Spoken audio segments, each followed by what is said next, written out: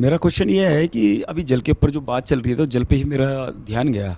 जैसे गुरु नानक जी थे, तो वो गंगा जी गए थे। गंगा जी में देखा कि पंडित लोग अपना सूर्य भगवान को जल चढ़ा रहे हैं, पर गुरु नानक जी ने क्या करा, अपोजिट उसकी तरफ हो गए, वो दूसरी तरफ जल चढ़ाने लगे। तो पंडितों ने पूछा कि भाई आप ये क्या कर रहे हैं, तो उन्होंने कहा आप क्या कर रहे हो, कहा मेरा जल सूर्य भगवान को मैं दे रहा हूँ। तो गुरु नानक जी ने कहा इधर मेरे खेत हैं तो मैं उधर जल दे रहा हूँ, तो ये क्या हमारा पानी, उनका गुरु नानक जी का पानी क्या खेत तक जा सकता था क्या? क्यों नहीं जा सकता? भाव से आप जिसको समर्पित करोगे उसको प्राप्त होगा। एक सुंदर सा प्रसंग हमारे यहाँ कहते हैं कि आप कहीं पर भी बैठकर किसी भी जगह पर किसी व्यक्ति को याद करिए। कुछ समय, ये तो मोबाइल और फ़ोन तो आज हो गए, परंतु पहले बाप और बेटी का संबंध ऐसा होता था कि बेटी बाप को याद करती थी और बाप पत्र लिखकर भेज देता था कि मेरे को मेरी बेटी की याद आ रही है। तो दिल की जो तरंग होती है वो वहाँ तक पहुँचा देती है।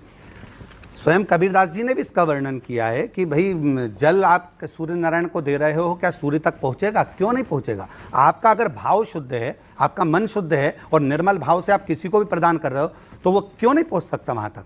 आप फ़ोन पर आप चर्चा कर रहे हो, अपनी मम्मी से बात कर रहे हो, माँ से बात कर रहे हो और माँ से करो माँ मैं तुझे प्रणाम कर रहा हूँ, मैं तुझे नमन कर रहा हूँ, तो माँ ये आकर कहे ना कि तू पहले यहाँ और मुझे प्रणाम कर, दिल्ली से आ तू आगरा मुझे प्रणाम करने के लिए। आपने प्रणाम किया और माँ ने उसको स्वीकार किया। उसी तरह भाव से अगर आप किसी को कुछ दे रहे हो तो वो स्वीकार करता है।